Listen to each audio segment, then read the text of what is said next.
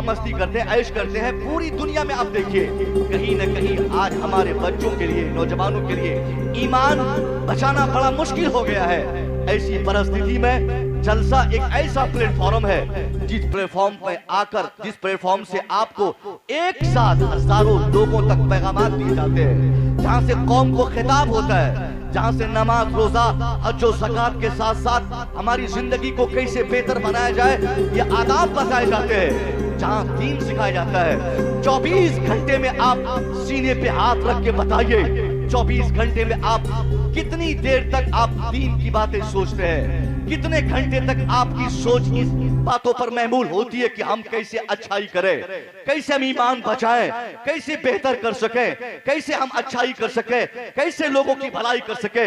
ये तौफीक हमसे छीन ली गई है। साल में एक मर्तबा सरकार के उर्स के मौके पर जब जलसा होता है, उस जलसे में हमारी शिरकत होती है। यही एक मौका होता है, या कभी कभी किसी मिलाद की महफिल में या जुमा के दिन तकरीर के मौके से एक ऐसा अपॉर्चुनिटी हमें मिलता है कि हम अपने उलमा के खिताब को समाअत करें, उनसे पैगामात ले और सीखें, अपने दिल की दुनिया को बदलने की कोशिश करें। और ऐसी महफिलों की भी शान अगर हमारे लोग घटा देंगे तो मैं आपसे पूछना चाहूंगा, दीन फिर हमारे बच्चे कहां सीखेंगे? स्कूल में तो साफ कुत्ता और बिल्ली बताया जाता, उनको स्कूल में उनके टाइम जाए किए जाते, वहां दीन नहीं सिखाया जाता। मार्केट में दीन नहीं सिखाया जाता, दुनिया में दूसरी जगहों पे दीन नहीं बताया जाता। यही एक प्लेटफॉर्म है, यही मैदान और यही एक ऐसी जगह है जहां से एक बोलने वाला 1 लाख सुनने वालों तक दीन पहुंचाता है। और इस जगह की भी अहमियत आज हमारे मुजफ्फरपुर में, हमारे सीतामढ़ी में, हमारे बिहार में, बंगाल में, उत्तर प्रदेश में, उड़ीसा में, जिन जगहों में इस भारतवर्ष की बात कर रहा हूं, बंगाल, उड़ीसा, बिहार और उत्तर प्रदेश, इन जगहों पे साहब बेशुमार जलसे होते हैं। जलसा यकीनन एक ऐसी चीज, एक ऐसा जरिया है जैसे हम दीन लोगों तक पहुंचाते हैं। अगर जलसे से दीन पहुंचता और लोग दीन समझ लेते तो आज ये हालत नौजवानों की नहीं रहती जो आज ये हालत है। जलसा कहीं ना कहीं हमने इंटरटेनमेंट और मनोरंजन का एक साधन बनाकर लाखों नहीं करोड़ों रुपया एक जिले से महीने का हमने खर्च किया, इस्लाह के नाम पे, तालीम उम्मत के नाम पे, इस्लाह मुआशरा के नाम पे, शाम तैयबा के नाम से बेशुमार ऐसे नाम हमारे सामने पड़े रहते हैं। इश्तिहार पढ़ने वाला, ऐलान सुनने वाला, ऐलानात समाप्त करने वाला, उनको लगता है कि हमें बहुत बड़ा काम होगा, हमसे हमें मिलेगा इस जलसे में, हमारी इस्लाह होगी, मगर वो सारे पैसे पानी की तरफ बहा दिए जाते। इस्लाह अगर हम अपने बच्चों में तलाश करते हैं, हमारे बच्चों में कोई तब्दीली नजर नहीं आती। वही छिछोड़ापन, वही जहालत, वही नाइत्तफाकी, वही बेहूदगी, वही बेशर्मी, वही बेहयाई, वही जहालत का माहौल जस का तस हमारा समाज 25 सालों में देखा जा रहा है। ऐसा नहीं कि जलसे सिर्फ 25 सालों से होते हैं। पूछिए हबीब फैजी साहब से, इनकी जलसों की तारीख अगर आप इनसे पूछेगा, कम से कम 35 से 40 साल से जलसों की तारीख ये बताएंगे। आज से 35 साल पहले, 40 साल पहले जलसा होता गोरेगांव शरीफ में, आदमी सीतामढ़ी से यहाँ आता। जलसा होता मुजफ्फरपुर में, दरभंगा के लोग साइकिल चलाकर यहाँ जलसा सुनने आते। जलसा दरभंगा में होता, मुजफ्फरपुर के लोग झुंड बनाकर वहां जलसा सुनने जाते। नमाज इशा के बाद जलसे में बैठते तो नमाज फजर तक उसी जलसे का हिस्सा होते।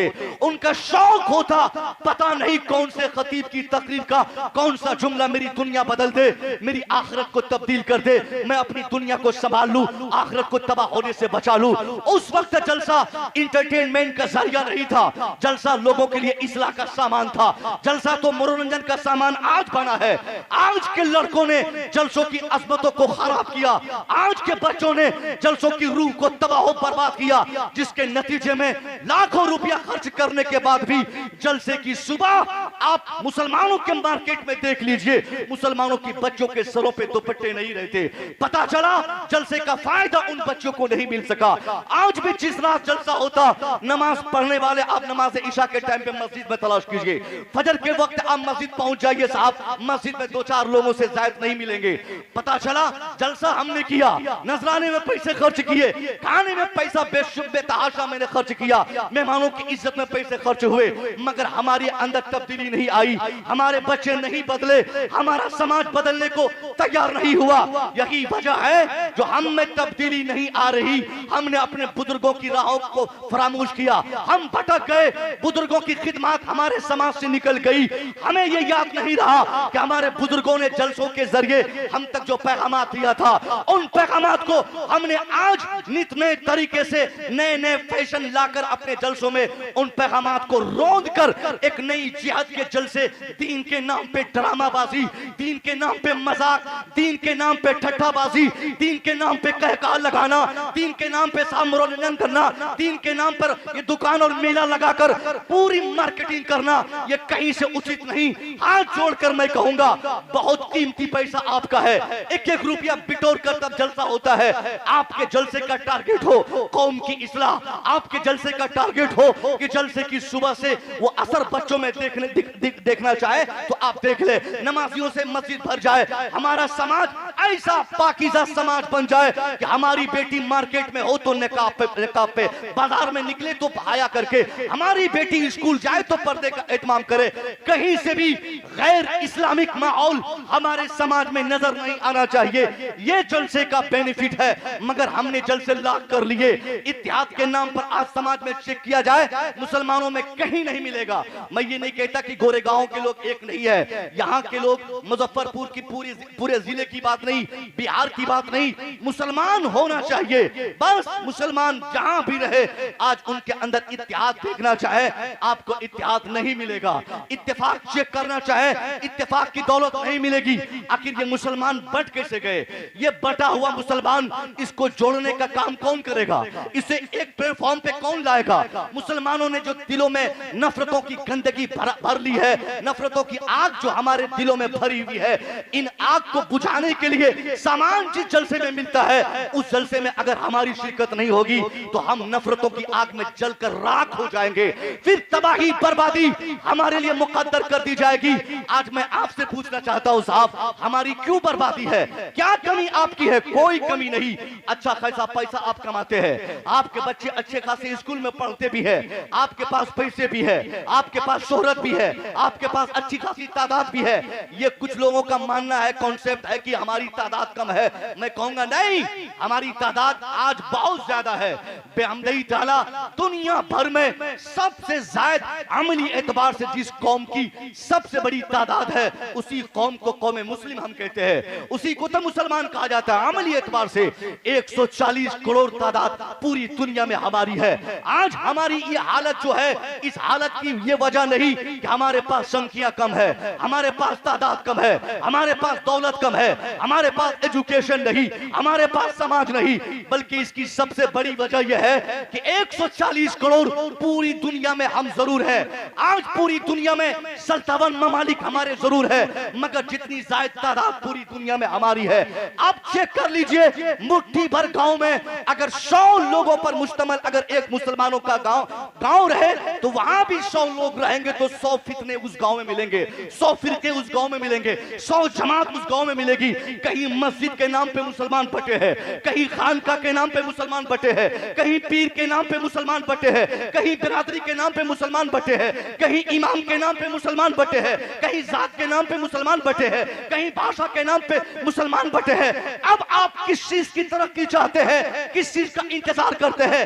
यही तबाही बर्बादी की सबसे बड़ी वजह है कि आप 140 करोड़ पूरी दुनिया में मौजूद है, मगर एक गांव नहीं दिखा सकते जहां के सारे मुसलमानों का मजाज एक हो, जहां सारे मुसलमानों का कॉन्सेप्ट एक हो। 100 घर में रहने वाले 200 मुसलमानों का कॉन्सेप्ट और उनका नजरिया एक हो। इमाम के ताल्लुक से एक बात बोले, मस्जिद के ताल्लुक से एक फिक्र हो, खानका के ताल्लुक से एक फिक्र का हामिल रहे। कहीं नहीं पाएंगे।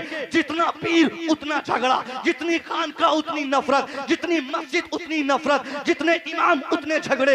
ये हमारी बर्बादी की, तबाही की, हमारी जिल्लतों रुसवाई की सबसे बड़ी वजह है कि हम एक मजाक नहीं रख सके, हम एक ज़हन नहीं रख सके, एक नजरिया दुनिया को नहीं दे सके, के हामिल हम नहीं बन सके, और गाली बिला वजह हम अपने दुश्मन को देते हैं कि वो कैसे जीतता है, वो कैसे मंत्री बनता है, वो कैसे पावर पाता है, वो कैसे फतह पा लेता है, वो कैसे कामयाबी पाता है। मैं कहूंगा उनकी कामयाबी पर अंगुश नुमाई करने से पहले कामयाबी के रीजन को आपको जानना चाहिए। आपको मालूम है आज के भारत देश में जो सबसे बड़ी ताकत है, उन लोगों ने कैसे ये ताकत को हासिल की है। उन लोगों ने पहले अपने समाज को मुत्तहिद किया, पूरब से पश्चिम, उत्तर से दक्षिण, दाएं से बाएं, नीचे से ऊपर, हर जगह उन लोगों के नजरियात आज एक है, मगर हमेशा एक नहीं थे।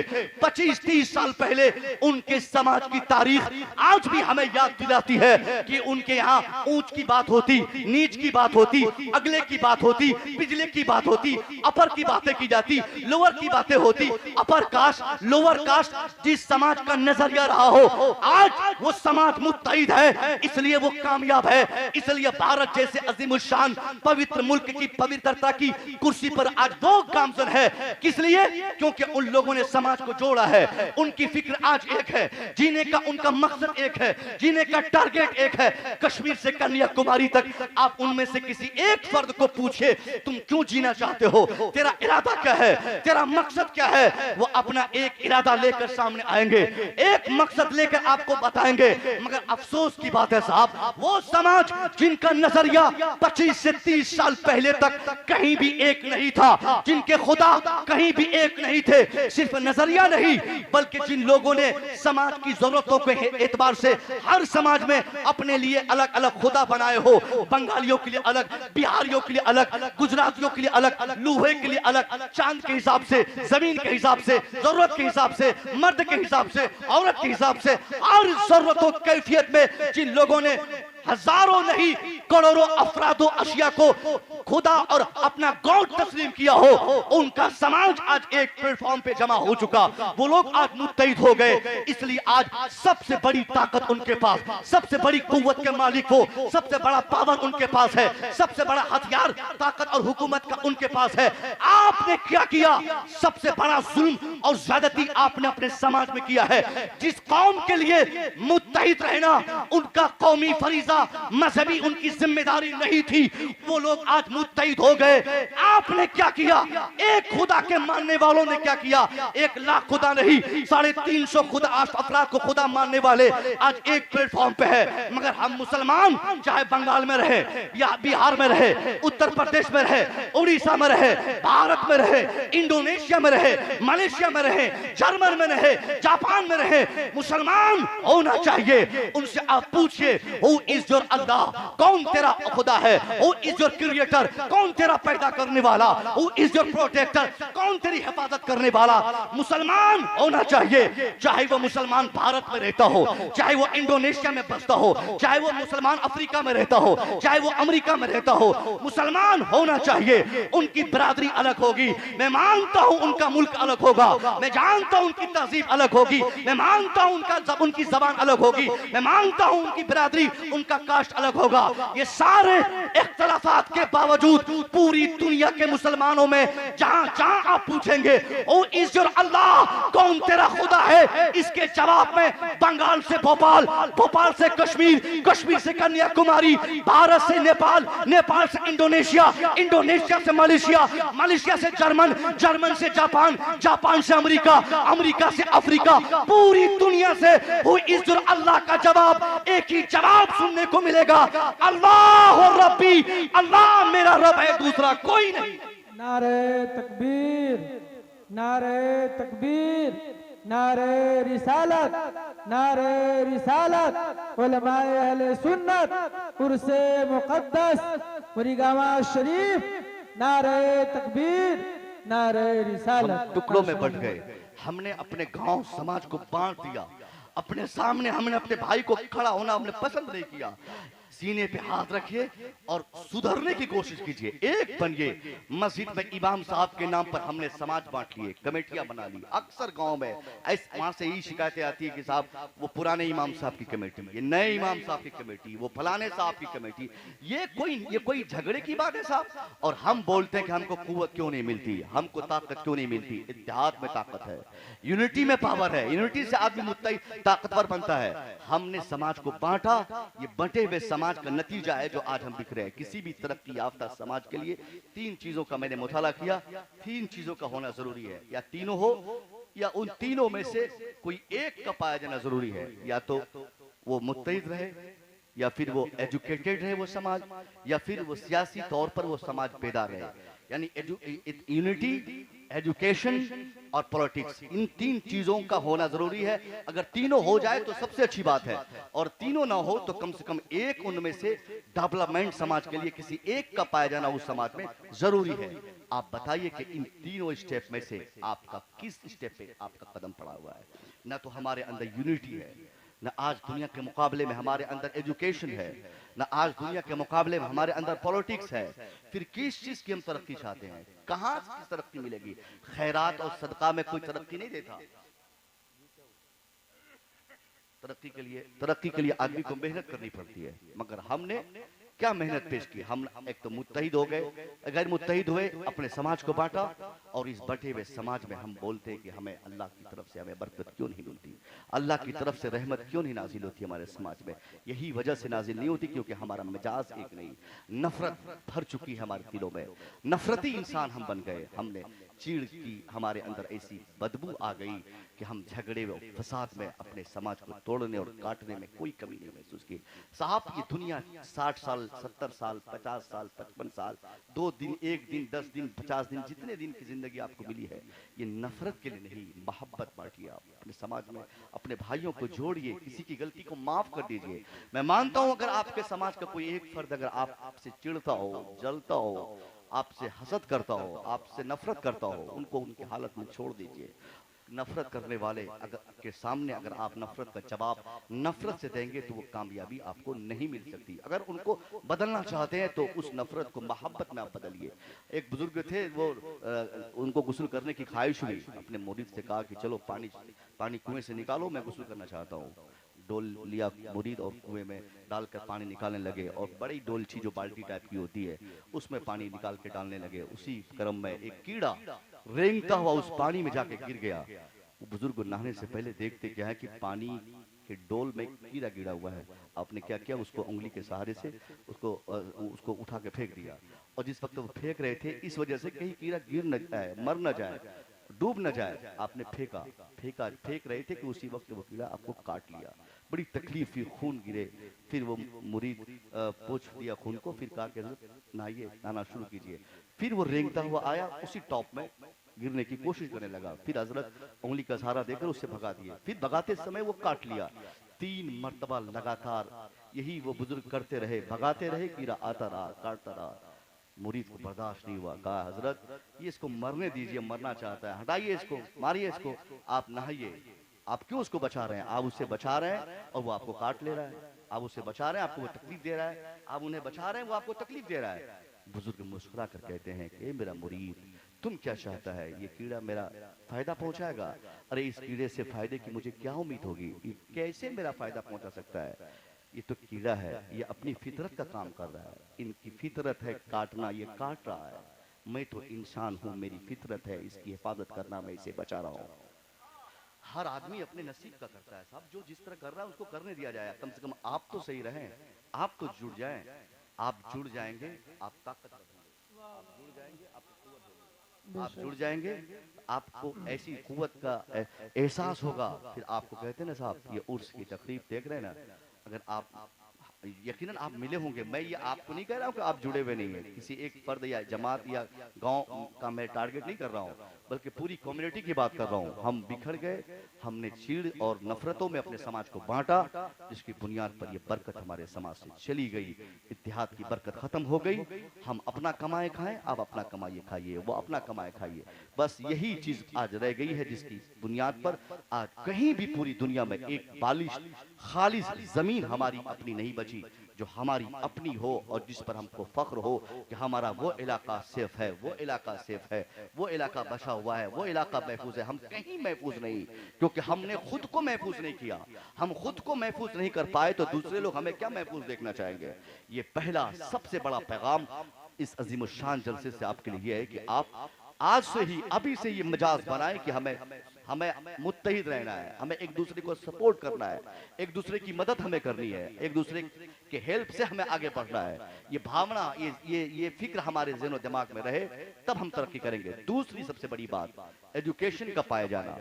एजुकेशन की इस कदर कमी रिकॉर्ड की गई है आज की तारीख में, मुस्लिम समाज में खास तौर पे, कि इस तरह एजुकेशन की कमी बीते 100, 200, 500, 1000 साल में कभी मुस्लिम समाज में इतनी कमी महसूस नहीं की गई थी। जिस कदर जहालत आज मुसलमानों के माहौल में हम रिकॉर्ड कर रहे हैं, जिस तरह जाहिल अफराद आज मुसलमानों में पाए जाते, उस तरह जाहिल पहले नहीं थे। आज हमारे बच्चे, बेशतर बच्चे आज हमारे 8-10 क्लास मैट्रिक करने के बाद, इंटर करने के बाद बहुत समझते अपने आप को कि मैं तो इंटर कर लिया। बाप कहता चल अब इंटर हो गया, भाग दिल्ली।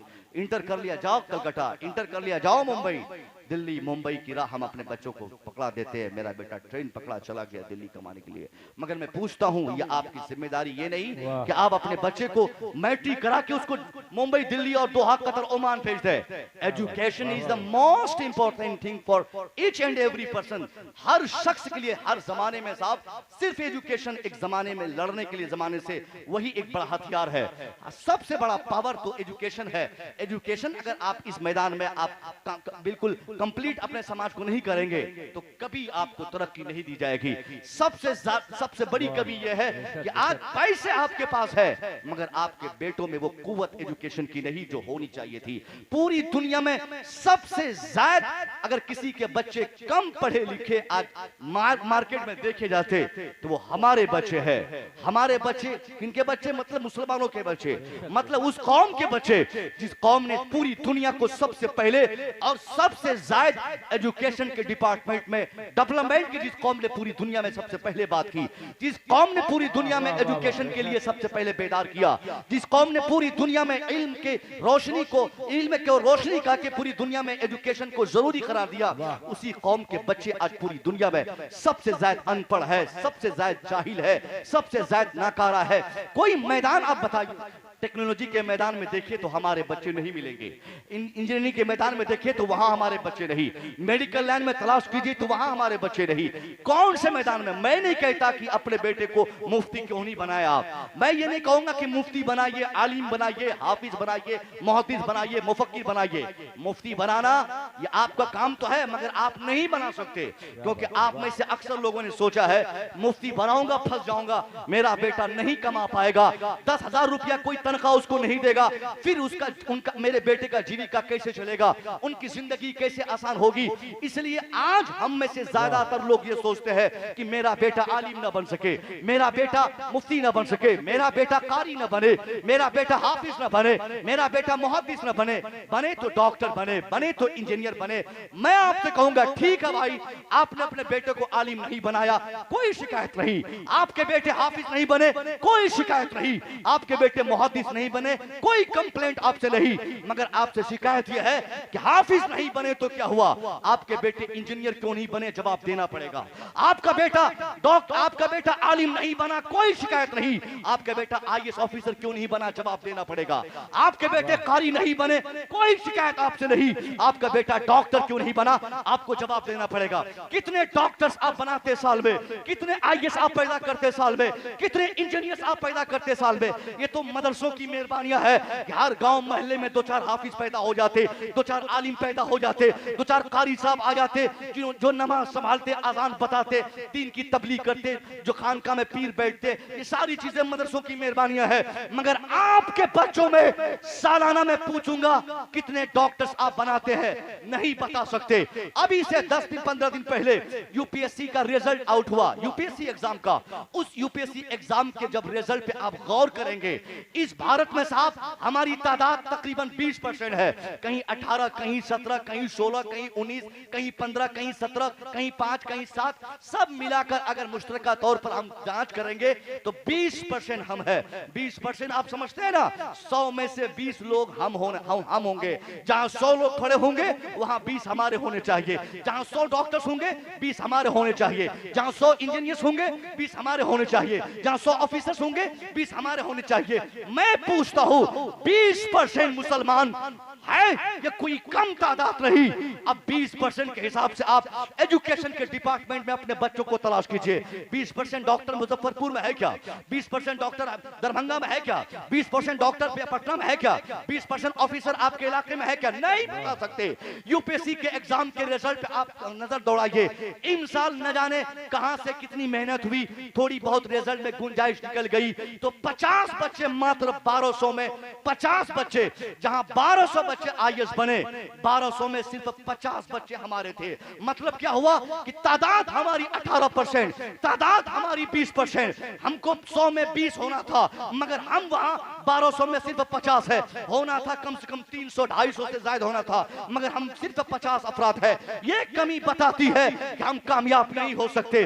कामयाबी के लिए हर जमाने में एजुकेशन को जरूरी करार दिया गया है। आज आपके पास पैसे हैं, आप सोचते हैं कि आपका बेटा आसानी से जिंदगी काट लेगा। आप ठेकेदार हैं, महल बना देंगे, घर किराए पे लगा देंगे, मार्केट बना देंगे, दुकानें चलेंगी, मुंबई में फ्लैट होगा, वो मकान चलेगा, वहां से पैसे आएंगे, ये जमीन है, वो दुकान है।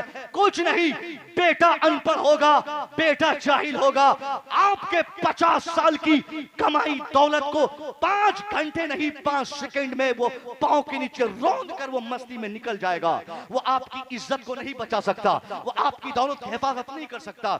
एक आदमी के लिए, अपने बेटे के लिए सबसे बड़ी चीज देना यही जरूरी है कि उनको एजुकेशन का मैदान में उनको ऐसा वसी कर दे, ऐसा मजबूत कर दे कि वो उस बेटे के लिए महल की जगह पर अगर बाप झोपड़पट्टी ही छोड़ता हो, वो आसानी से मौत के वक्त मर जाए, लेकिन वो बाप देखेगा जिस बेटे को पढ़ाने के लिए बाप ने जमीन बेचा, जिस बेटे के लिए पढ़ाने के लिए बाप ने मकान बेचा। साहब, बच्चों को पढ़ाने के लिए जमीन बेचना ये ऐब नहीं है, मकान बेचना ऐब नहीं। अभी से 15 दिन पहले हमारे गांव में एडमिशन के लिए, इंटर के एडमिशन के लिए इंसान, एक बूढ़ा आदमी घूम रहा है मोबाइल बेचने के लिए 2000 रुपया में। एंड्रॉइड सेट उसको कोई दिया था, बहुत हिफाजत से रखा, बेचने के लिए किसी ने पूछा कि क्यों बेच रहे हैं? कहा कि इसलिए बेच रहा हूं कि बेटा मैट्रिक में मेरा 365 नंबर लाया, मैट्रिक में फर्स्ट डिवीजन पास किया है।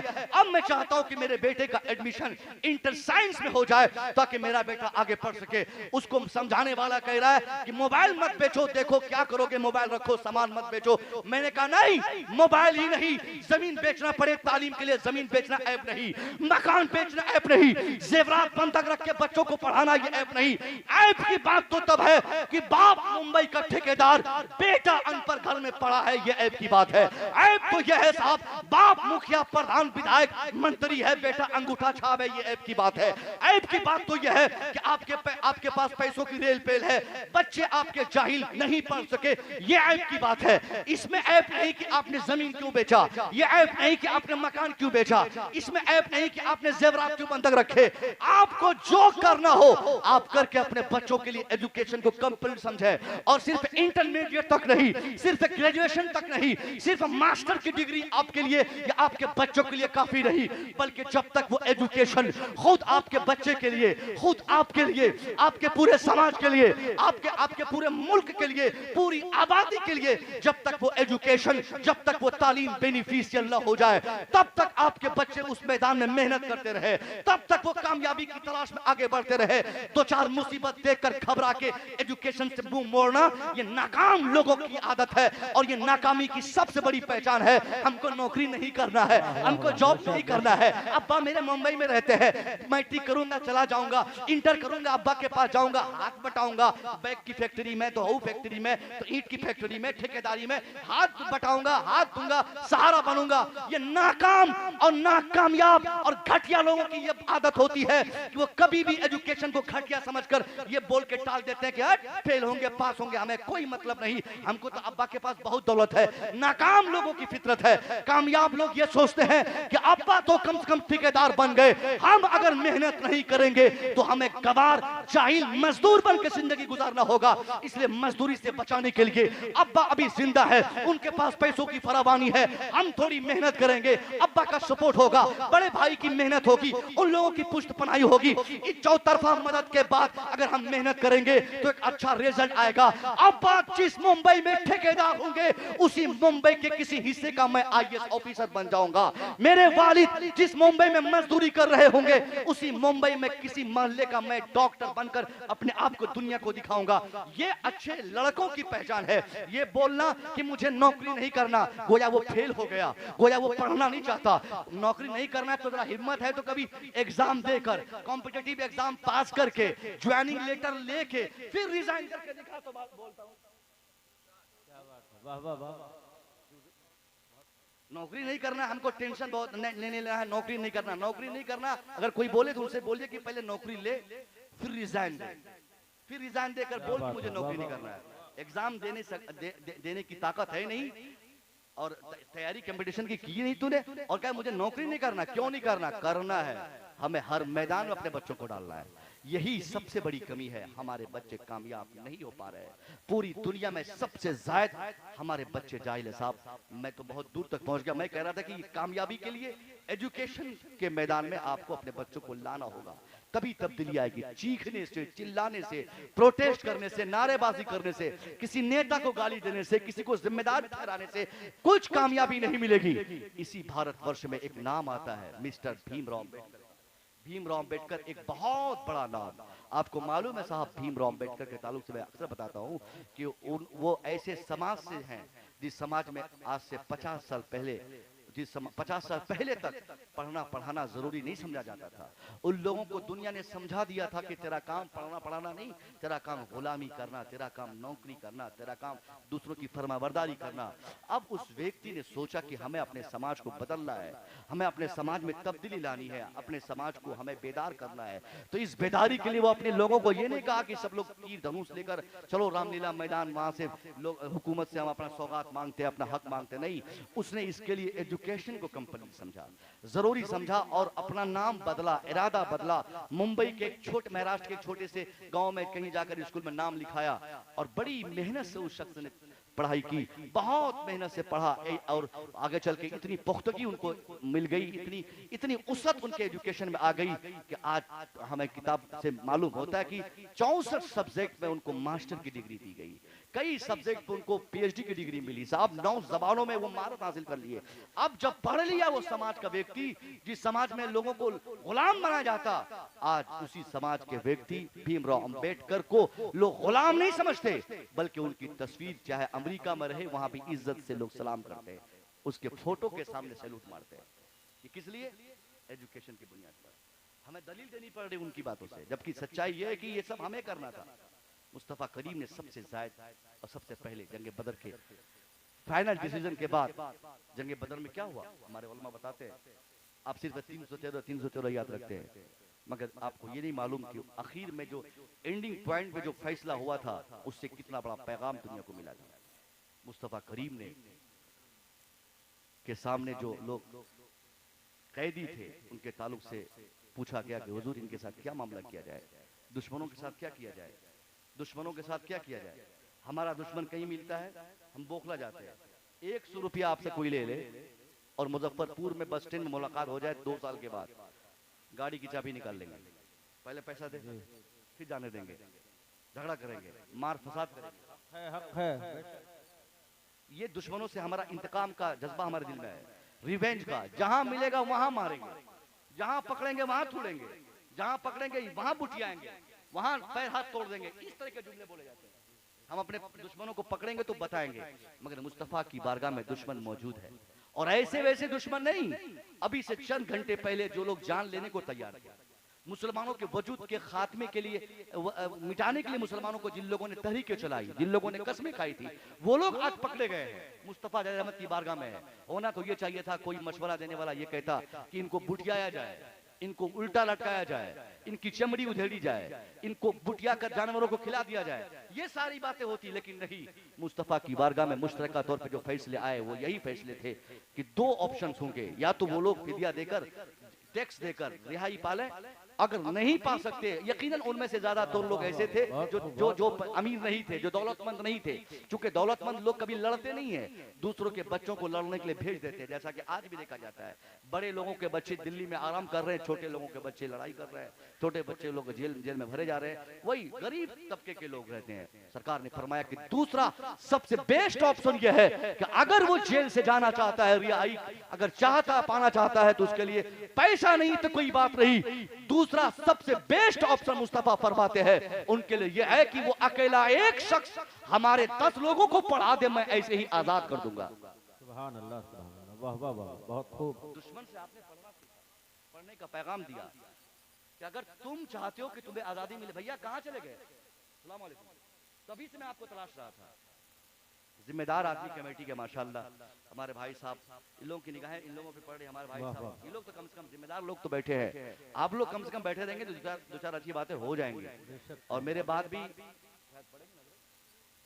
वो फिर पढ़ने आएंगे और मैं यही बैठे रहूंगा, हजरत का भी खता होगा, मैं यही रहूंगा, देखता हूँ कि कौन जो भागा है दोबारा आता है, आने नहीं दूंगा उनको मैं। क्या बात। इतने ही लोग बैठे रहे, अगर आना चाहते हैं तो अभी आ जाएं, मेरे बैठने के बाद आइएगा तो बहुत बुरा हो जाएगा। मैं कह रहा था कि हुजूर ने क्या सिखाया कि दुश्मन से पढ़ो, एक आदमी 10 लोगों को पढ़ा दे, ऐसे हम छोड़ देंगे।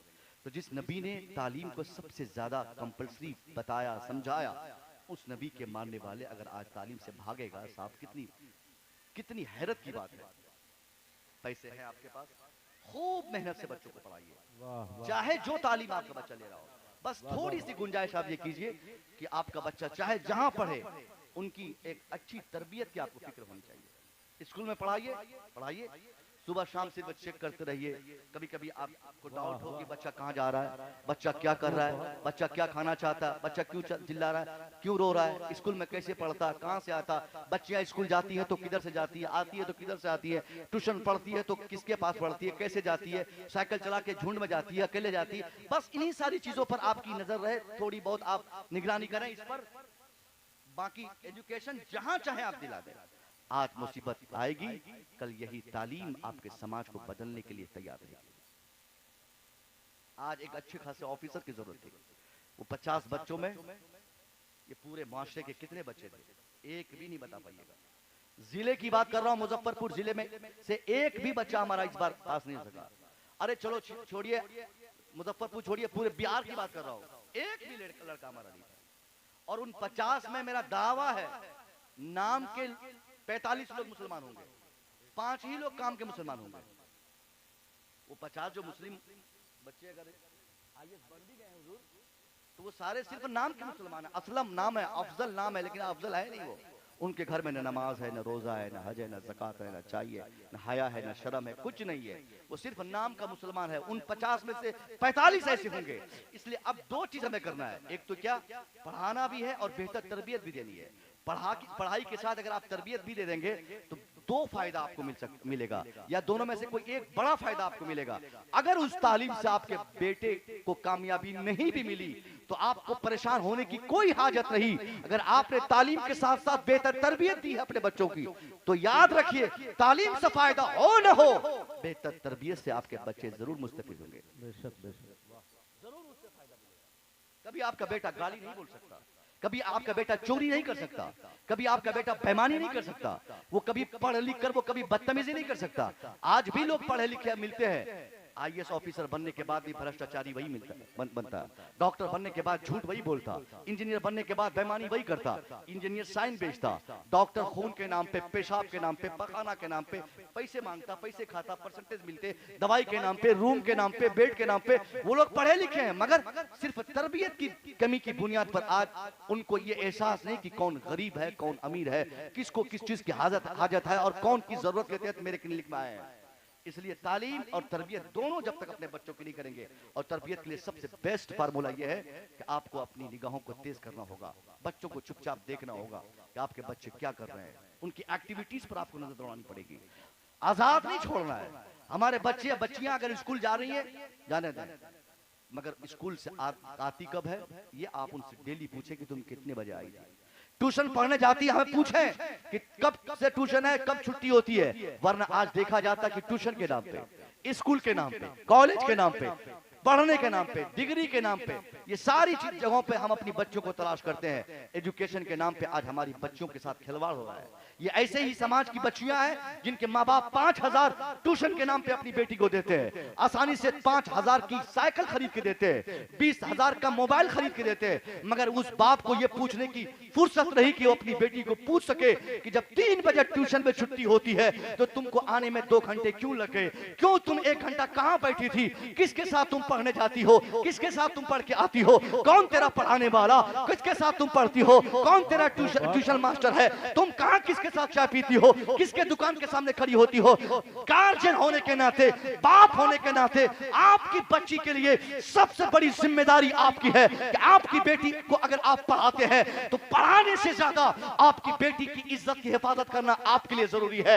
अगर आपको इसका अंदेशा है कि कहीं कॉलेज के नाम पर मेरी बेटी की इज्जत पे कोई हमला ना हो जाए, मेरी बेटी मेरे समाज की इज्जत को तहस नहस न कर दे, कहीं मेरी बेटी की इज्जत के दुपट्टे न छीन लिए जाए, कहीं इस्लाम के कानून का मेरी बेटी खून न कर दे, अगर इसका सिर्फ एहतमाल हो, इम्कान हो, प्रोबेबिलिटी हो, तो आपके लिए ऐसी सूरत में बच्ची को पढ़ाना नहीं बल्कि उस बच्ची की इज्जत की हिफाजत करना जरूरी है। मैं ये नहीं कहूंगा कि अपनी बेटी को डीएलएड मत करवाइए, आईएएस मत बनाइए, आईपीएस मत बनाइए, डॉक्टर मत बनाइए, बन ही रही है बच्चियां, नौकरी पा रही है बेटियां, बेटियां आगे बढ़ रही है।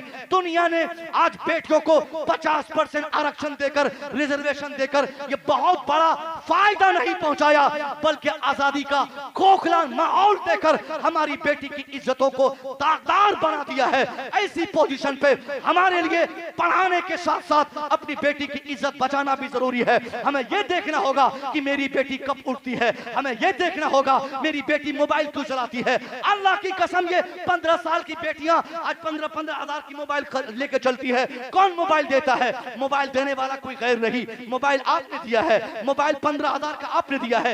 एक बार बेटी मांग ली, अब्बा मुझे भी मोबाइल चाहिए, मुझे मोबाइल चाहिए, बाप ने मोबाइल खरीद के दे दिया। जब मोबाइल आपने 10 साल, 12 साल, 15 साल की बेटी, 8 क्लास, 9 क्लास और 10th में पढ़ने वाली बेटी को आपने मोबाइल दे दिया है, तो अब उस बेटी से खैर की उम्मीद को आपको छोड़ देनी चाहिए। अब वो बेटी उस मोबाइल से सिर्फ पढ़ेगी नहीं, 5 दिन पढ़ेगी, छठे दिन से उस बेटी के उस मोबाइल में कभी व्हाट्सएप चलाते आप देखेंगे, कभी फेसबुक चलाएगी, कभी ट्विटर पे अकाउंट बनाएगी, कभी साहब रील्स बनाएगी। अब वो बेटियां आजादाना माहौल में तालीम के नाम पर जब डिग्रियां पाएंगी, डिग्री लेकर आपके घर में आकर बोलेगी, अब्बा आप मुझे ये नहीं धमका सकते कि मैं बगैर दुपट्टे का मार्केट क्यों गई हूं, अब्बा आप मुझे कपड़े का इंतखाब नहीं कर सकते मेरे लिए, न तो दूल्हे का इंतखाब करना आपकी जिम्मेदारी, न तो कपड़े के सिलेक्शन की जिम्मेदारी आपकी। अब्बा मैं बालिगा हूं, अब्बा मैं बालिगा हूं, मैं होशियार हूं, मैंने ग्रेजुएशन की है, मुझे मालूम है मेरे अब्बा इस देश का कानून हमें यह हक देता है, जहां चाहूं मैं शादी करूं, जहां चाहूं मैं चली जाऊं, जहां चाहूं मैं चली जाऊं, जिससे चाहूं मैं ब्याह करूं, जो चाहूं मैं खाऊं, जो चाहूं मैं पहनूं, आप नहीं रोक सकते क्योंकि मैं बालिगा हूं। और बाहर बालिग को इस कानून ने यह हक दिया है कि वो अपनी मर्जी से लड़के का इंतखाब करे। अब वो बाप रोता है, कानका में भटकता है, तावीज़ात मांगता है कि हजरत मेरी बेटी पागल हो गई, मेरी बेटी पगला गई, मेरी बेटी अनाप शनाप बक रही है, मेरी बेटी किसी को लाकर बोलती है कि मैं उससे शादी करूंगी। मैं कहना चाहूंगा हाँ, ये गलती आपकी बेटी की नहीं, ये गलती तो आपकी थी जब आपकी बच्ची 8 साल की थी, जिस वक्त उसने मोबाइल का मुतालबा किया था, जिस वक्त मोबाइल चलाकर कभी छत पे जाना, कभी नीचे उतरना, कभी कमरे में, कभी बाहर, कभी ट्यूबवेल के पास, कभी छिप के वो जो मोबाइल चला रही थी, उसी वक्त आपको अपनी बेटी को संभालने के लिए 2-4 जूते निकालकर अगर आप पहली गलती पर कायदे से उसके सर पे मारकर आप कहते नादान क्यों मोबाइल चला रही है, किससे बात कर रही है, कौन है ये लड़का, लड़का जो फेसबुक पे तुझसे चैटिंग करता? कौन है ये लड़का जो व्हाट्सएप पे बातें करता? कौन है जो तुझे फॉलो कर रहा है?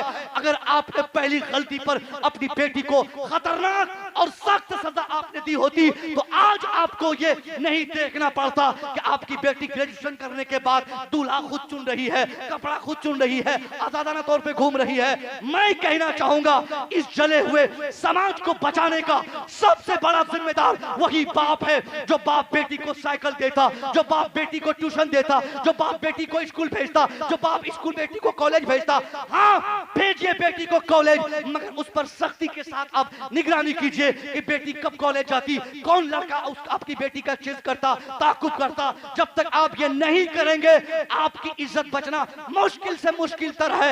एक ही रास्ता है कि हम अपनी निगाहों को सख्त करें। मां अपनी बेटियों की तालीम और तरबियत के लिए बिल्कुल सख्ती से निपटने की कोशिश करे। जिस दिन समाज में हर शख्स की यह फिक्र हो जाएगी, हमारा समाज ऐसा बदलेगा, हमारी बेटी पढ़कर अच्छा इंसान भी बनेगी और इज्जत बचाकर अच्छा मुसलमान भी बन जाएगी। सुभान अल्लाह, सुभान अल्लाह। नारे तकबीर, नारे रिसालत। शामे तैबा कॉन्फ्रेंस, तकरीबात उर्से मुक़द्दस फैज़ान हजरत गुलाम रसूल शाह रहमतुल्लाह अलैह, हजरत मौलाना मुसव्विर रज़ा साहब क़िबला। तरबियत देना आपका काम, मदरसे का नहीं, स्कूल का नहीं, तालीमी इदारों का नहीं है। ये माँ बाप की जिम्मेदारी है कि आप उनको कितनी आजादी दे रहे हैं। बच्चों की आजादी खाने पीने में, घूमने फिरने में, उसको बचपन से उसकी फिक्र को इस्लामिक तौर तरीके से अगर आप ढाल देंगे, यकीनन गैर मामूली तब्दीली उसमें आप मैट्रिक से पहले ही भी देखने लगेंगे। और आपने अभी मैं देखा पिछली बार एक लड़का हैदराबाद का आईएएस बना, एमबीबीएस डॉक्टर था, उसका इंटरव्यू लेने वाला जो पहुंचा, इंटरव्यू लेते वक्त उनसे पूछा कि घर वाले आप पर कितना प्रेशर डाले थे कि आप आईएएस के टॉपर लिस्ट में आ गए। उसने कहा कि मेरे माँ बाप मुझे याद नहीं है कि कभी कहे हो कि तुम पढ़ने बैठ जाओ। हाँ, एक बार मुझे मालूम है कि मेरे वालिद साहब मुझे डांटते हुए कह रहे थे कि बेटा आज तूने नमाज इशा में जमात क्यों छोड़ दी।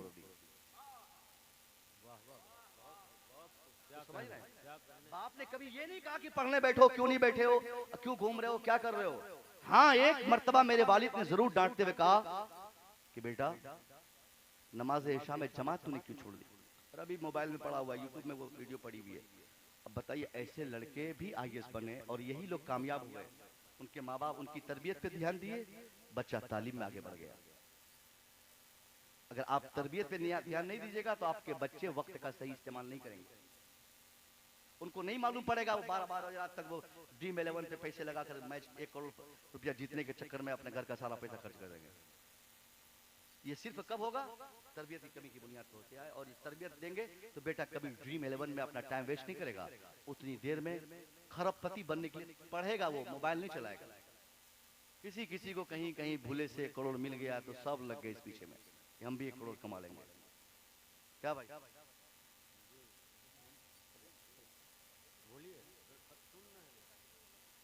बहुत समझ रहे हैं? ड्रीम 11 पे आपके बच्चे रात के 12 बजे तक मोबाइल चलाते हैं।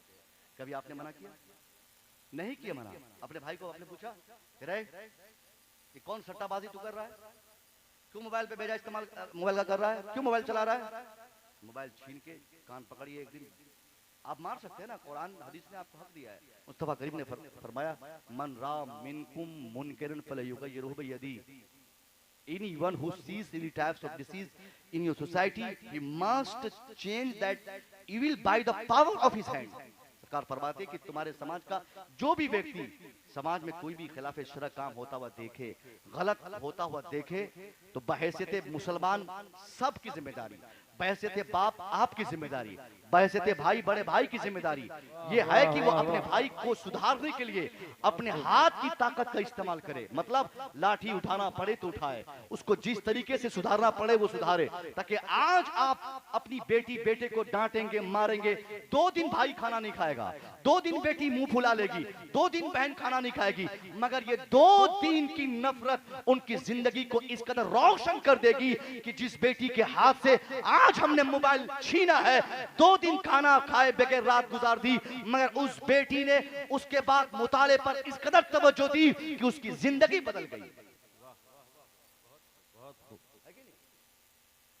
छोड़िए हजरत, क्या नाराज हो जाएंगे लोग, ओ मुंह फुला लेता है। अरे फुलाने दीजिए मुंह ना, 5 दिन फुलाएगा, कहां जगह फुला के, भूख लगेगी खुद आएगा घर। और वो जो फांसी लगाने के बारे में जो धमकी देता है लोग जी,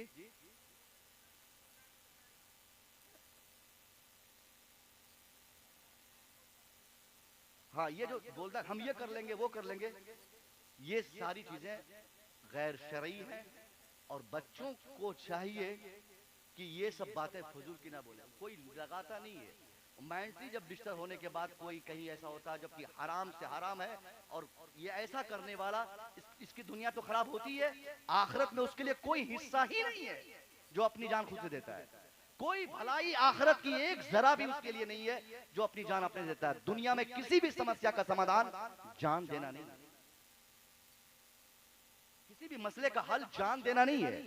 जान देकर मसाइल और पैदा हो जाते हैं, जान बचाकर मसले का हल निकाला जा सकता है। इसलिए बच्चों को चाहिए कि कभी भी अपने माँ बाप पर परेशान न बनाए, माँ बाप पर मुसीबत ना बने। हमारी बेटियां भी अक्सर ऐसी शिकायतें मिलती है, वालिद को धमका देती है, बच्चे धमका देते हैं कि आप वहां नहीं शादी कराएंगे, वो काम नहीं कराएंगे, ये लेके नहीं देंगे, वो लेके नहीं देंगे तो हम ये कर जाएंगे तो वो कर जाएंगे। नहीं नहीं, सब गलत। माँ बाप पर प्रेशर बनने वाले बच्चे, माँ बाप को फोर्स करने वाले बच्चे, माँ बाप पर मुसीबत बनने वाले बच्चे कभी सक्सेस नहीं होते। अपनी मर्जी की शादी करने वाले खास तौर पे अपनी उस शादी से कभी अपनी जिंदगी में मुतमईन नहीं होते। जो बाप आपको पैदा किया, जिस बाप ने आपको जिंदगी दी, जो बाप आपको चलना सिखाया, जो बाप आपको बोलना सिखाया, उस बाप को पता है कौन लड़का आपके लिए बेहतर, कौन लड़की आपके लिए बेहतर। बिला वजह ये कहना कि नहीं वो लड़का मुझे बहुत चाहता, वो लड़की बहुत चाहती, उसके साथ जिंदगी कटेगी, नहीं। उस बाप को पता है आपकी जिंदगी कहां कटेगी, वो बाप जानता है आपके साथ कौन लड़की फिट बैठेगी। इसलिए माँ बाप पर प्रेशर बनने वाले, माँ बाप को सताने वाले, माँ बाप की मर्जी के बगैर शादी करने वाले किसी जमाने में सक्सेस नहीं हुए। मैं अपने बच्चों से, भाइयों से और अपनी बहनों से मैं कहना चाहूंगा कि आपकी जिंदगी की कामयाबी का राज यही है, इसी में छुपा है कि अपनी शादी के मसले को भी आप अपने वालिदैन पे छोड़ दीजिए। बाप अगर अपनी मर्जी से शादी कराएंगे, अल्लाह की कसम बाप की मर्जी पर अमल करने की बुनियाद में मुमकिन है आपको थोड़ी परेशानी स्टार्टिंग में लगे, मगर बाप के हुक्म की तामील की वजह से अल्लाह बेपनाह तरीके से बरकतों का रास्ता आपके लिए हमवार कर देगा। वो घर आपका फिर जन्नत की क्यारियों में तब्दील हो जाएगा। और बाप की बात नहीं मानोगी मेरी बेटियां, ये कौन सा नया फितना आया है कि बहुत चाहता है, बहुत चाहता है।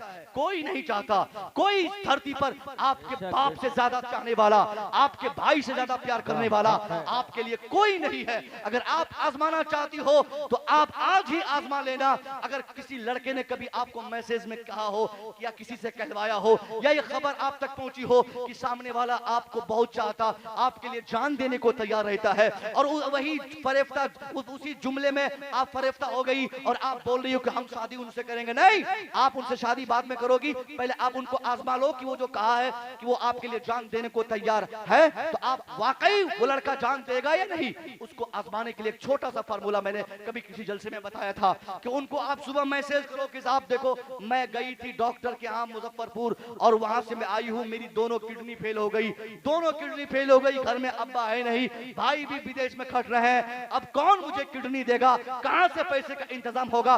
तुम तो एक हफ्ता पहले बोले थे कि तुम मेरे लिए जान दोगे, मुझे तेरी जान नहीं चाहिए, अपनी दोनों किडनियों में से सिर्फ एक किडनी मुझे गिफ्ट कर दो ताकि मैं भी जिंदा रह सकूं, तुम भी जिंदा रह सको। उसके बाद निकाह पढ़ेंगे, उसके बाद शादी करेंगे, उसके बाद ब्याह करेंगे, फिर खुशियां मनाएंगे, फिर जिंदगी में हरियाली आएगी।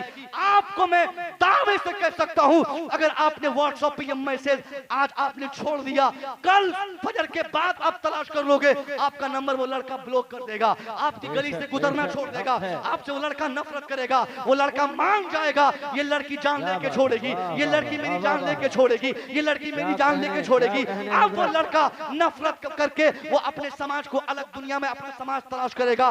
मैं कहना चाहूंगा वाकई आपने देख लिया हफ्ता महीना पहले जो बार बार बोलता था कि मैं तेरे लिए जान दूंगा, मैं तेरे लिए जान दूंगा, मैं तेरे लिए जान दूंगा, आपने सिर्फ एक किडनी मांगा था, आपका नंबर ब्लॉक कर दिया, आपसे नफरत करने लगा।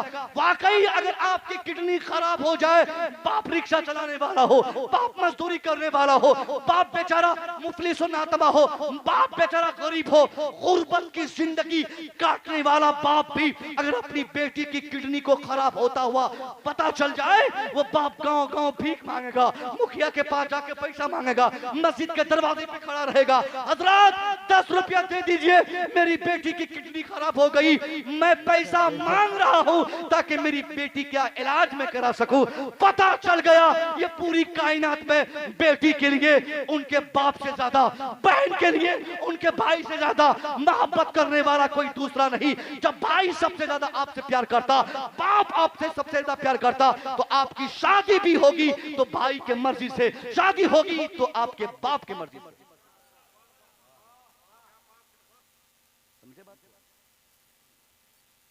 ये कब होता है? जब हमारे बच्चियों को सही डिसीजन करने का मौका मिले। नादान होती है बच्चियां, बहक जाती है। बच्चे भी कम नहीं, ये लोग भी करते हैं। सिर्फ मैं बच्चों की बात मैंने की, लेकिन बच्चे भी इसी में मुब्तला है। वो भी डिमांड करते हैं, वो भी अपने पसंद की शादी पर अपने घर वालों के लिए मुसीबत बन जाते हैं, प्रेशर डालते हैं। मैं कहना चाहूंगा नहीं साहब, गलत है। माँ बाप की इज्जत आप करें, माँ बाप की इज्जत के बगैर कोई कामयाबी आपके लिए तस्वुर नहीं। हुजूर पीर साहब क़िबला तशरीफ फरमा है, आप इनसे दरियाफ्त कर लेंगे, एक नहीं 1000, 1000 नहीं 1 करोड़ भी पीर साहब आपकी खैर खाही के लिए कयामत में के लिए आपके लिए दुआ करे। और सिर्फ बाप नहीं चाहे, सिर्फ बाप नहीं चाहे कि अल्लाह आपको कभी जन्नत दे, सिर्फ बाप नहीं चाहे कि आप कामयाब ना हो, सारे लोग चाह लें, तब भी अल्लाह सारे लोगों की दुआओं को रद्द कर देगा। सिर्फ बाप की के कहे के मुताबिक आपकी जिंदगी होगी। उससे माँ बाप बेचारा परेशान है घर में, मगर बाप को यहाँ खाना खिलाने वाला कोई नहीं, बाप को रोटी देने वाला कोई नहीं। आज 5-5 बेटों के बाप को देखा जाता, 80 साल के बुढ़ापे में वो बेचारा एक बूंद दवाई लेने के लिए उसके पास बेटा मौजूद नहीं है। क्या करोगे साहब दौलत लेकर? मुंबई में माना में कि आप एसी में रहते हैं, माना कि पैसे की गड्डी लेके आप चलते हैं, मैंने माना कि आपके पास पैसे बहुत है, मगर क्या करोगे वो दौलत लेकर? अगर देहात में, गांव में, घर में आपके वालिद साहब को तकलीफ है, 5 साल के बाद हम जाएंगे, या तो जहां जाते हैं बाप को वहीं रखिए, अपने साथ रखिए। जिस तरह बचपने में एक एक सेकंड आपके वालिद ने आपकी निगरानी की, एक एक सेकंड आपकी हिफाजत के लिए फिक्रमंद रहे। अभी हम लोग, अभी फैजी साहब होटल में थे, हम लोग बात कर रहे थे कि जब हम लोग सफर में निकलते हैं 3-4 दिन हो जाते हैं ना, तो बच्चों की याद बहुत आती है। पैसों की याद नहीं आती, बच्चों की याद आती है कि बेटा कहाँ होगा। तो बाप हमेशा चाहता है कि हर सेकंड मेरा बेटा मेरी निगाहों के सामने रहे। जिस तरह बचपने में हमें हमारे वालिद अपनी निगाहों के सामने रखते हैं, बच्चों की जिम्मेदारी है कि उस बाप को भी अपने सामने रखें। ऑल हाउस तो दूसरे समाज का फितना है, ये भी कोई ऑल हाउस से कम नहीं कि आप अपने बाप को घर में छोड़ के आप मुंबई चले गए। आपको पता नहीं कि घर में कितनी तकलीफ में बाप मुब्तला है। एक बेटा अगर 5000 भेज दे तो दूसरा बोलता है हाँ भैया भेजा है पैसा, हमसे भी पैसा मांग रहा है।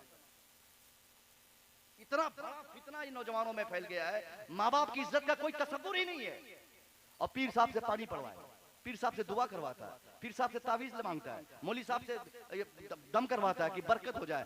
हमारी दौलत में बरकत पीर साहब के देने से होगी नहीं होगी इसकी कोई गारंटी नहीं, मगर बाप की दुआओं से जरूर होगी, इसकी 100% गारंटी। आपके लिए बहुत ज्यादा पैसा कमाना आपकी कामयाबी के लिए भी जरूरी नहीं है। आप 50,000 कमाइए या 50 लाख कमाइए, अगर बाप खुश नहीं है तो आपको जिंदगी में कभी आपको सेटिस्फैक्शन नहीं मिल सकता।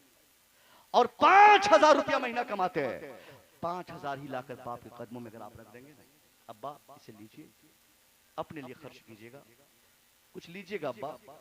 80 साल की उम्र में भी अगर बाप अपने सामने देखेगा कि उसका बेटा 5,000 ला के दिया है, इतना खुश होगा वो बेचारा।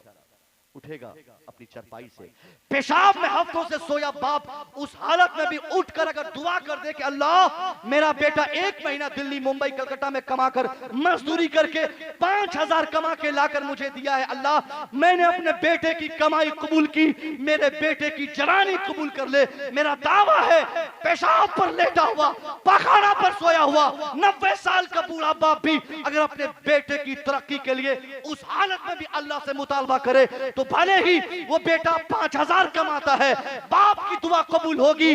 5,000 की जगह अल्लाह उस बेटे को 50,000 की बरकतें अता फरमा देगा। और 50,000 कमाएंगे, बाप कुछ नहीं होगा तो हमेशा भिखारी बनते रहेंगे, हमेशा चेहरा सूखा रहेगा, हमेशा फकीर की जिंदगी गुजारेंगे, सिर्फ बाप अगर कुछ नहीं देगा। इसलिए माँ बाप की इज्जत करो भाइयों, बहुत बड़ी फजीलत है वालिद साहब की। हुजूर एक मर्तबा मस्जिद नबवी तशरीफ ले गए, नमाज इशा का वक्त था, सारे सहाबा देख के खड़े हो गए, हुजूर अंदर गए, रोने लगे। सहाबा अर्ज करते, हुजूर आप नमाज पढ़ाने आए हैं, नमाज पढ़ाए, हम लोगों से कोई तकलीफ हो गई है क्या आपको, आप क्यों रो रहे हैं?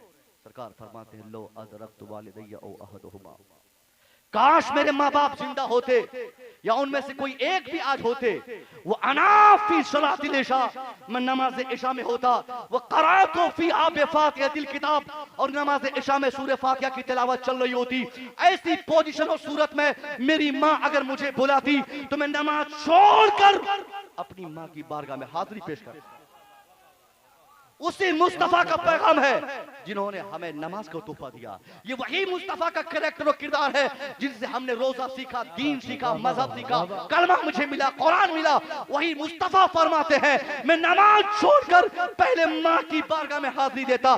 पता चल गया अल्लाह उस नमाजी की नमाज को कबूल नहीं करता, उस बेटे की इबादत को कबूल नहीं करता, उस बेटे के हज और उम्रा को कबूल नहीं करता जो बेटा अपनी माँ या बाप को परेशान करता या सताता है। माँ बाप को मत सताओ, बहुत बड़ी दौलत है। जब बाप दुनिया से चल जाएंगे ना, फिर आपको पता चलेगा कि आपके लिए भलाई की दुआ करने वाला कोई नहीं है। आज भी 3 दिन हो गए घर से निकले हुए, जितनी बार घर से फोन आता है कोई पूछने वाला नहीं कि हम कहां पहुंचे, कैसी गाड़ी है, कौन सी ट्रेन है। एक फकत बूढ़ा बाप घर में बैठा है, वही फोन लगा के पूछता है कहां तक पहुंचे। पूछे ये हमारे उलमा से, बीवियां ये पूछेंगी कितना मिला, क्या हुआ, क्या इरादा है, क्या लेंगे, मेरे लिए लाइएगा, वो लाइएगा, ये कैसे लाए। मगर खालिस बेलौस अपने बेटे के जिस्म से मोहब्बत अगर कोई करता है तो कोई और नहीं, वही बूढ़ा बाप है जो घर में बिस्तर पे पड़ा हुआ रहता है। उस बाप को कपड़े नहीं चाहिए, उस बाप को बुढ़ापे में माल नहीं चाहिए, उस बाप को बुढ़ापे में पैसा नहीं चाहिए। उस बाप को अगर किसी एक चीज की जरूरत है तो वो सिर्फ आपकी सलामती की जरूरत है। घर से निकलने वाला बेटा बैग उठाकर दिल्ली मुंबई भाग जाता है, चला जाता है, और बीवी की याद बाहर बहुत आती है, मगर घर पे रहकर उस बेटे को 24 घंटा अगर कोई याद करता है तो वही बूढ़ा बाप है जो पेशाब पे लेटा हुआ रहता है। वो बाप ये सोचता कि कहीं ऐसा ना हो जाए कि मेरा वो बेटा जिसकी हिफाजत में, जिसकी नोरिशमेंट में, जिसकी परवरिश में मैंने जमीन बेचा, मैंने मकान बेचा, जिसकी तालीम और तरबियत में मैंने पसीने छोड़ा दिए, मेरे पसीने छूट गए, जिसके लिए मेरे दिल्ली मुंबई खटा, कहीं वो बेटा मेरी मौत न देख पाए। वो रोता है साहब। मेरे दादा, मैं जब लास्ट टाइम 2008 में घर से निकला, मैं पढ़ने के लिए आजमगढ़ जा रहा था, तो गांव की पुलिया के पास तक बेचारे लाठी के सहारे आकर मुझे पैसे नहीं दिए उन्होंने, मेरी पेशानी पर बोझा लेकर एक सवाल किया था उन्होंने कि बेटा मुझे तुम नहीं देख पाओगे।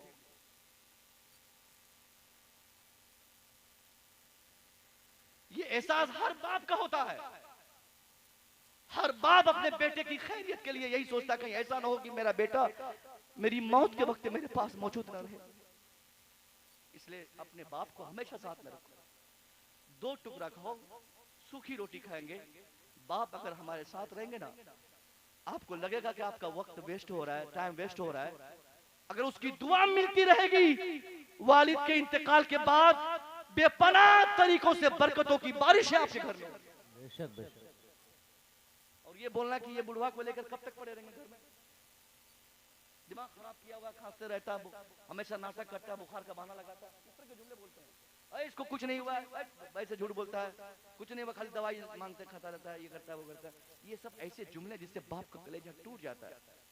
अब याद कीजिए 5 बेटे की जिस बाप के पास हो, हर बेटे की पैदाइश पर वो बाप मिठाई बांटता है, कितनी खुशी होती है। हजरत बेटा हुआ, मौलवी साहब बेटा हुआ, हजरत आजान दीजिए। और अगर उसी बेटे की जवानी मिलने के बाद उसके बुढ़ापे में उस बाप को ये जुमला सुनने को मिले कि ये बुढ़वा बहुत बकरा है, ये बहुत खराब हो गया है, ये पैसा खाने की इसको आदत लग गई है, तो उस बाप का कलेजा फट जाएगा। आप बोलते हैं ना बाप से, सोचते होंगे कभी कभी कि जो कुछ किया हो मैं किया हूं, मेरा बाप कुछ नहीं किया है। अक्सर नई नस्ल में ये फिक्र आई है कि हजरत अब्बा बहुत गरीब घर के हम है, कुछ नहीं किया मेरा बाप, खाली पैदा किया, सब कुछ तो हम लोग खट के किए हैं, पांचों भाई खटे कमाए, ये किए तो जमीन लिए, मकान बनाए, ये किए वो किए, और जब जरूरत आता है तो बाप को कह भी देता है क्या किया आप मेरे लिए, कुछ नहीं किया, पैदा करके छोड़ दिए। नहीं भैया, आपकी जिंदगी की कामयाबी इस बात में नहीं कि आपका बाप आपको मकान बना के दे। आपके लिए कामयाबी की पहचान ये नहीं कि आपका बाप पल्सर खरीद के दे। आपके लिए बाप के साथ भलाई तब नहीं समझी जाएगी कि आपको बाप 50,000 का मोबाइल खरीद के दे। अरे अगर वो सिर्फ पैदा किया है ना, इस एहसान का बदला भी अगर आप जिंदगी भर तलवे चाटते रहेंगे तो कभी नहीं कर सकते। इसलिए ईद के मौके से देखा जाता है, छोटे छोटे बच्चे फरमाइश करते हैं, अब्बा मैं जींस लूंगा, मैं चश्मा लूंगा, मैं चमड़े की जूती लूंगा।